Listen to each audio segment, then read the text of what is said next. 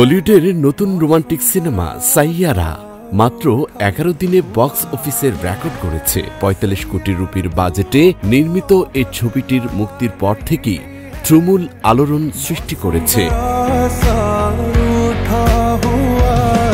18 জুলাই মুক্তিপ্রাপ্ত সাইয়ারা মাত্র 11 দিনে ৩৭৩ কোটি রুপি আয় করেছে, যা স্বল্প বাজেটের ছবিটির জন্য বিরল ঘটনা। এই ছবির সবচেয়ে বড় আকর্ষণ হল এতে নেই কোনো সুপারস্টার কিংবা বড় তারকা। নবাগত দুই অভিনেতা আহান পান্ডে ও আনিত পাড্ডার অভিনয়ে মোহিত সুরের পরিচালনায় নির্মিত এই সিনেমাটি বিশেষ কোনো ঝাঁকঝমক প্রচারণা ছাড়াই দর্শকদের মন জয় করেছে। বলিউডের বর্তমানে দক্ষিণী ছবির দাপটে প্রতিযোগিতায় পিছিয়ে পড়লেও সাইয়ারার এই সাফল্য অবাক করেছে সবাইকে।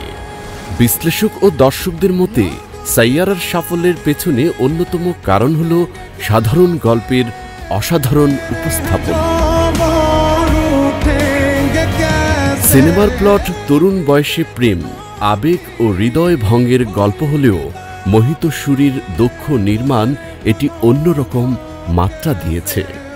ছবিটির প্রেমকে নতুন সংজ্ঞা দেয়নি, বরং চিরন্তন ভালোবাসার আবেগকে সহজ ও গভীরভাবে উপস্থাপন করেছে।